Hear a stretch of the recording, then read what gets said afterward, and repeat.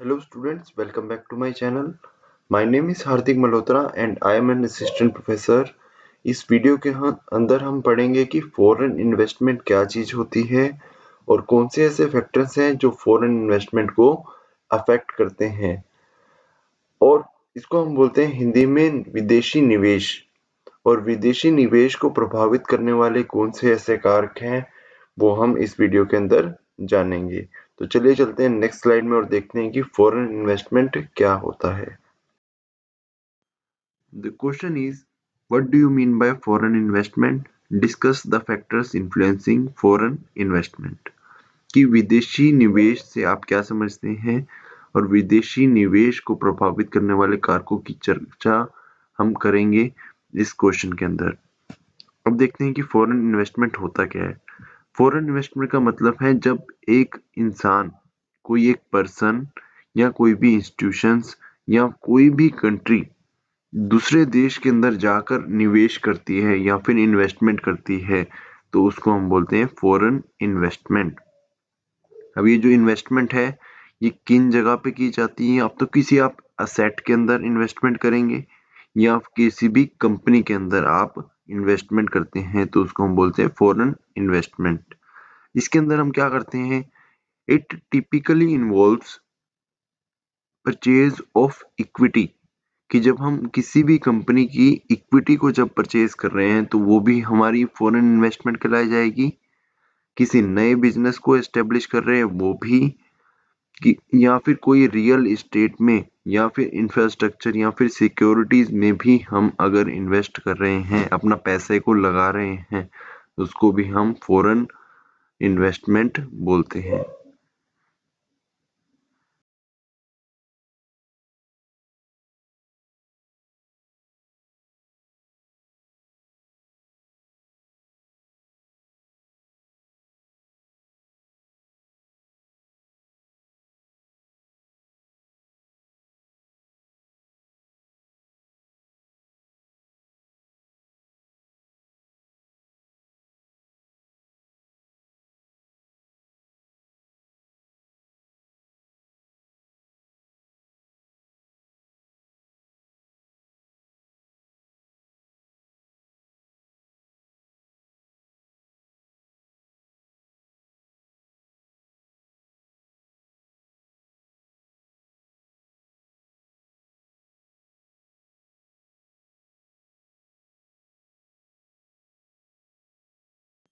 इस स्लाइड के अंदर हम देख रहे हैं कि जो हमने फॉरेन इन्वेस्टमेंट को पढ़ा कि वो क्या होता है, अब उसके कौन से टाइप हैं।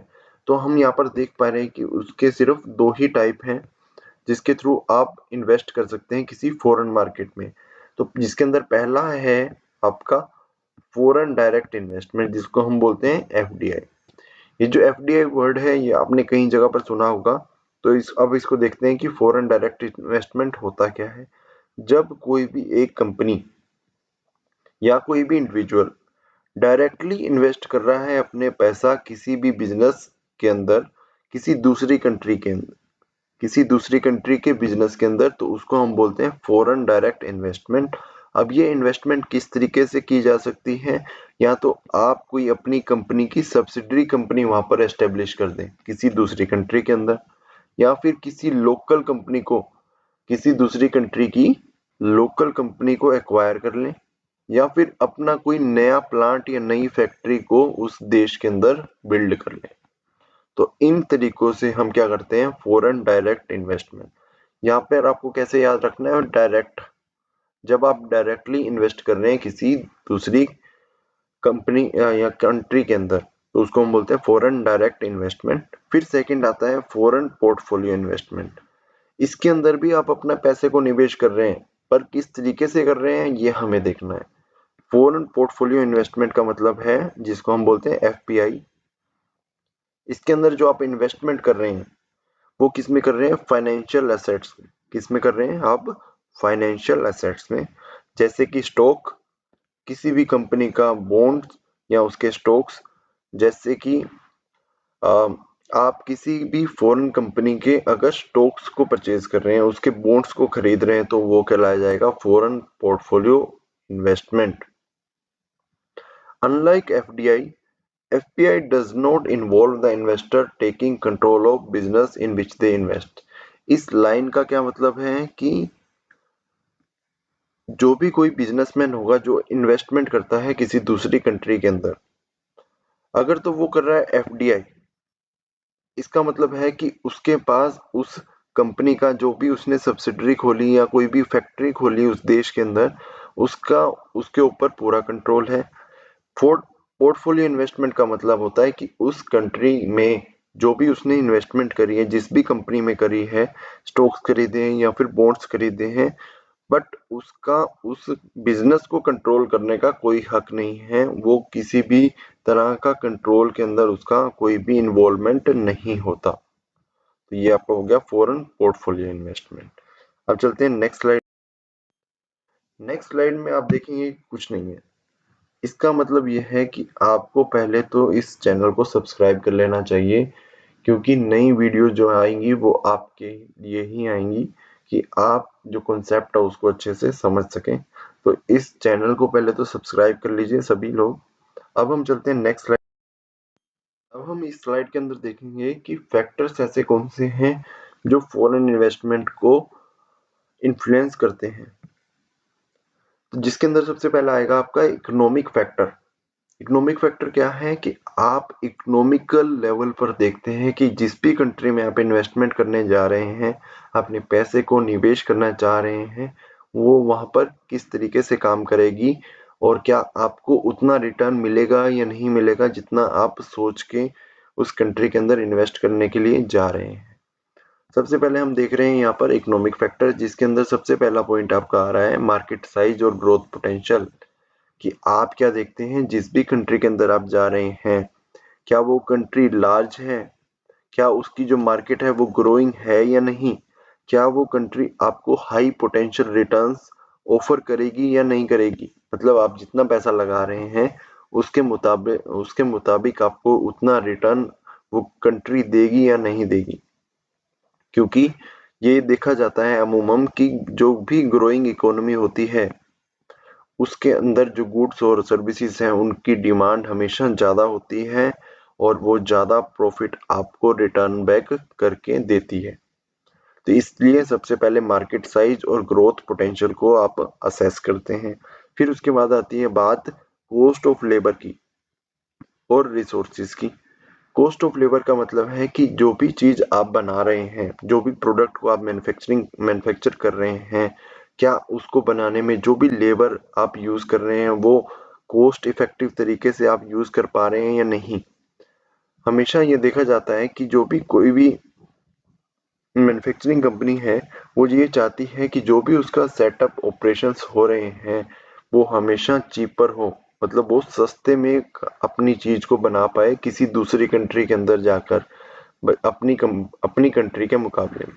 सपोज जैसे कंपनी ए है, वो इंडिया के अंदर काम करती है और इंडिया में जो लेबर की कॉस्ट आ रही है वो आ रही है 10 रुपीज एक प्रोडक्ट को बनाने में। अब ये जो ए कंपनी है इंडिया के अंदर रहने वाली, ये चाहेगी कि मैं किसी दूसरी कंट्री के अंदर जाऊं और मैं वहां पर जाऊं काम करने के लिए जहां पर जो 10 रुपए मेरा कॉस्ट आ रहा था एक प्रोडक्ट को बनाने में वो 8 रुपए आए, या वो 10 रुपए से कितना भी कम आए पर वो 10 रुपए से कम आए। तो इसलिए हम क्या देखते हैं कि जो लेबर है उसका कॉस्ट कम आना चाहिए। तीसरी चीज, कोई भी कंपनी देखेगी इन्वेस्टमेंट से पहले कि इकोनॉमिकल स्टेबिलिटी वहां पर है या नहीं। क्योंकि हमने ये देखा है कि अगर इकोनॉमिक वोलेटिलिटी और अनसर्टेनिटी रहेगी तो आपका जो भी आप इन्वेस्टर हैं, आपका जो भी रिस्क है वो काफी बढ़ जाता है। और जब जब किसी भी कंट्री के अंदर इकोनॉमी स्टेबल रहती है या फिर इन्फ्लेशन उस वहाँ पर कम रहता है, ग्रोथ रहती है सही लेवल की, और जो पब्लिक डेट है वो भी सही सेम लेवल का रहता है, मतलब लो लेवल का रहता है, तो वहाँ पर फॉरेन इन्वेस्टर ज्यादा इन्वेस्ट करना चाहते हैं। फिर आएगा next point, access to capital. कि a well developed financial market access to capital are important for attracting foreign investment. जहां पर भी एक अच्छा बैंकिंग सिस्टम होगा, आप क्रेडिट को अच्छे से असेस कर पाएंगे, इजीली असेस कर पाते हैं। वो अपील करता है इन्वेस्टर्स को कि यहाँ पर आप आकर इन्वेस्टमेंट करें। इसका मतलब ये है कि आप जो भी फाइनेंशियल मार्केट के अंदर काम करना जा रहे हैं किसी दूसरी कंट्री के अंदर, वो इतना अच्छा होना चाहिए कि वहां पर हर लोग, हर कोई, मतलब कोई भी कंट्री वहां पर आके इन्वेस्टमेंट करना चाहे। ठीक है, तो ये जो 4 फैक्टर्स हमने देखे इकोनॉमिकल फैक्टर्स के अंदर ये आते हैं। अब हम देखते हैं next second point. Second point है आपका पॉलिटिकल एंड लीगल फैक्टर्स। ये 2 तरीके के फैक्टर्स हैं जो आपको कंसीडर करने होते हैं किसी भी कंट्री के अंदर जाकर इन्वेस्ट करने के लिए, जिसके अंदर सबसे पहले आएगा आपका पॉलिटिकल स्टेबिलिटी। आपको एक कंट्री की पॉलिटिकल या फिर गवर्नमेंट जो पॉलिसीज हैं वो आपको चेक करनी होती हैं, क्या वो लगातार चेंज तो नहीं होती रहती, क्या जो गवर्नमेंट है वहां पर वो लगातार चेंज तो नहीं होती रहती। तो इस तरीके से आप सबसे पहले क्या देखेंगे कि पॉलिटिकल सिस्टम कैसा है, वो स्टेबल है, तो इसका मतलब है कि वहां पर फॉरेन इन्वेस्टमेंट ज्यादा से ज्यादा आती है। अगर वहां पर कोई किसी भी तरह का सिविल अनरेस्ट है या फिर कोई भी जो गवर्नमेंट पॉलिसी वो लगातार चेंज होती रहती है, तो इसका मतलब ये है कि आपको वहां पर इन्वेस्टमेंट करना ज्यादा सही नहीं है। तो पहले आप देखते हैं पॉलिटिकल स्टेबिलिटी, फिर देखते हैं रेगुलेटरी एनवायरनमेंट। इसका मतलब ये है कि आपको उस कंट्री के अंदर एनवायरनमेंट देखना होता है कि आपका वो ईज ऑफ डूइंग बिजनेस कि मतलब कितना आसानी से आप उस कंट्री के अंदर बिजनेस कर सकते हैं। क्या वहां पर जो भी आपके इंटेलेक्चुअल प्रॉपर्टी राइट्स हैं, जो भी ट्रेडमार्क हैं, जो भी आपने पेटेंट करवा रखा है अपनी कंपनी के रिलेटेड, क्या वहां पर उनकी प्रोटेक्शन हो पाती है या नहीं हो पाती, क्या वहां पे जो टैक्सेशन पॉलिसी है वो सही है या नहीं। तो ये सब चीजें आप देखते हैं रेगुलेटरी एनवायरनमेंट के अंदर। फिर आएगा ट्रेड पॉलिसीज एंड टैरिफ्स। इसका मतलब ये है जहां पर आपको सब कम से कम ट्रेड बैरियर हो, कि मतलब व्यापार करने में आपको सबसे कम से कम दिक्कत आए, जहां पर टैक्सेशन या जो भी टैक्स लगाए जाते हैं उस कंट्री के द्वारा वो सबसे कम हो, आपको वहीं पर ही सबसे ज्यादा इन्वेस्टमेंट करनी चाहिए। कि ऐसी कंट्री जहां पर ट्रेड पॉलिसीज और जो बैरियर्स हैं वो सबसे कम हो, जहां पर टैक्स सबसे कम हो, वहीं पर सबसे ज्यादा अट्रैक्शन होता है फॉरेन इन्वेस्टमेंट का। तो ये आपको चीजें देखनी होती हैं। फिर उसके बाद देखना होता है लीगल प्रोटेक्शन प्रॉपर्टी राइट्स। इसका मतलब ये है कि आपको एक लीगल सिस्टम, जिस भी कंट्री के अंदर एक स्ट्रॉन्ग लीगल सिस्टम होगा, जिसका मतलब है कि आपके जो भी राइट्स हैं, जो भी आपकी प्रॉपर्टीज हैं, उनको प्रोटेक्शन दी जाएगी, वहां पर ही आपको जाकर इन्वेस्टमेंट करनी चाहिए। Social and demographic factors. Social social and demographic factors, इसका मतलब ये कि आपको देखना है कि क्या आपको जिस भी कंट्री के अंदर जा रहे हैं आप, वहां पर जो भी लेबर, जो भी वर्कफोर्स आप देख रहे हैं वो वेल एजुकेटेड है या नहीं, क्या वो जो वर्कफोर्स है वो स्किल्ड है या नहीं। क्योंकि ऐसी ही कंट्री के अंदर इन्वेस्टमेंट की जाती है जहां पर ये दोनों चीजें अवेलेबल हो। जैसे कि कुछ इंडस्ट्रीज के अंदर टेक्नोलॉजी, रिसर्च और हाई एंड मैन्युफैक्चरिंग की काफी ज्यादा नीड होती है, जिसके अंदर आपको एजुकेटेड और स्किल्ड वर्कफोर्स ही काम आती है। फिर आएगा कल्चरल फैक्टर्स।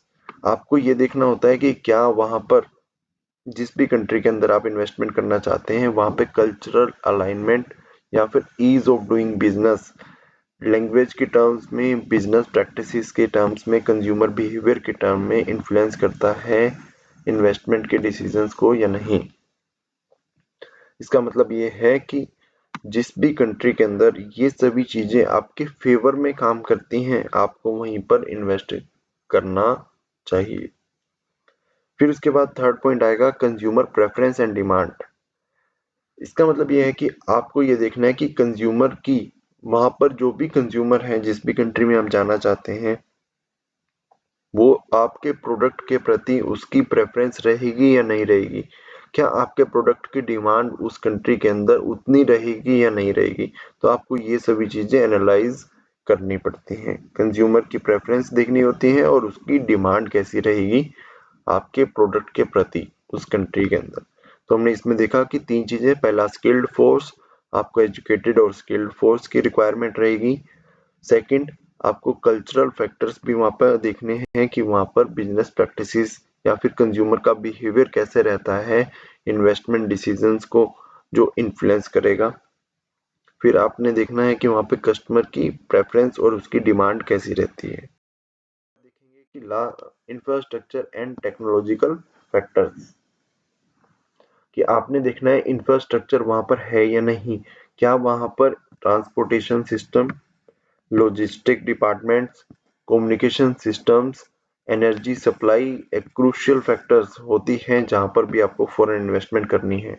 मतलब कि अगर वो कंट्री आपको इस तरीके का इंफ्रास्ट्रक्चर, एक अच्छा इंफ्रास्ट्रक्चर प्रोवाइड कर रही है तो आपको उस कंट्री के अंदर ही जाना चाहिए। जैसे एग्जांपल लें, अगर आपको किसी कंट्री के अंदर जाना है, अगर वहाँ पर ट्रांसपोर्टेशन सिस्टम ही अच्छा नहीं है, आप अपने सामान को टाइम पर नहीं पहुंचा सकते जहां पर भी आपको पहुंचाना है, तो आप उस कंट्री के अंदर बिजनेस कैसे अच्छे से कर पाएंगे। तो आपको सबसे पहले इंफ्रास्ट्रक्चर देखना होता है जिसके अंदर बहुत सारी चीजें आ जाती हैं।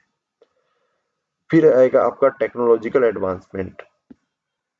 इसका मतलब यह है कि क्या आपको वहां पर एडवांस टेक्नोलॉजी अवेलेबल है या नहीं, R&D की कैपेबिलिटीज या उसकी जो फैसिलिटीज आपको रिक्वायर्ड हैं वो वहां पर अवेलेबल है या नहीं। तो ये सभी चीजें आपके आ जाएंगी टेक्नोलॉजिकल एडवांसमेंट में। नेक्स्ट और आपका लास्ट जो फैक्टर है वो है आपका एनवायरमेंटल एंड ज्योग्राफिकल फैक्टर। ये आपको दो तरीके के फैक्टर भी एनालाइज करने होते हैं किसी भी कंट्री के अंदर इन्वेस्टमेंट करने से पहले, जिसके अंदर आएगा पहले नेचुरल रिसोर्सेज, कि कंट्री उसी देश के अंदर इन्वेस्ट करना चाहती है, उसी देश के अंदर निवेश करना चाहती हैं जहां पर जो नेचुरल रिसोर्सेज हैं वो काफी ज्यादा पाए जाएं। Countries rich in natural resources, इसका मतलब है कि जहां पर नेचुरल रिसोर्सेज ज्यादा मिलते हैं वहां पर ही कंट्रीज इन्वेस्ट करने के लिए ज्यादा जाती हैं। अब ये जो नेचुरल रिसोर्सेज है ये किस तरीके के हो सकते हैं, कोई भी ऑयल, गैस, मिनरल्स या एग्रीकल्चर प्रोडक्ट, इस तरीके की जो भी नेचुरल रिसोर्सेज होते हैं वो ज्यादा एक फॉरेन इन्वेस्टर को इनवाइट करते हैं, अट्रैक्ट करते हैं कि उस देश के अंदर आकर वो इन्वेस्ट करें। उसके साथ साथ आपको ज्योग्राफिकल लोकेशंस भी देखनी होती हैं कि एक कंट्री की स्ट्रेटेजिक लोकेशन आपको फाइंड आउट करनी होती है कि आपको जहां पर भी अपने बिजनेस को चलाना है, जहां पर भी जो मार्केट है वो नियर बाय पड़े, आपको वो सभी डेस्टिनेशन देखनी होती हैं। तभी आप क्या करते हैं, अपनी इन्वेस्टमेंट को उस जो लोकेशन पे, उस डेस्टिनेशन पे जाकर करते हैं जिससे कि आपको प्रॉफिट हो सके। इसी के साथ हमने ये जो पांचों पॉइंट है इनको कंप्लीट किया। अब लास्ट चीज ये है कि आपको चैनल को एक तो सब्सक्राइब करना है, और अगर आपको वीडियो अच्छी लगे और आप नेक्स्ट वीडियो चाहते हैं तो इस चैनल को अपने नोटिफिकेशन बेल है उसको भी ऑन करके रखें। Thank you so much for watching the video. मिलते हैं नेक्स्ट वीडियो के अंदर। Thank you.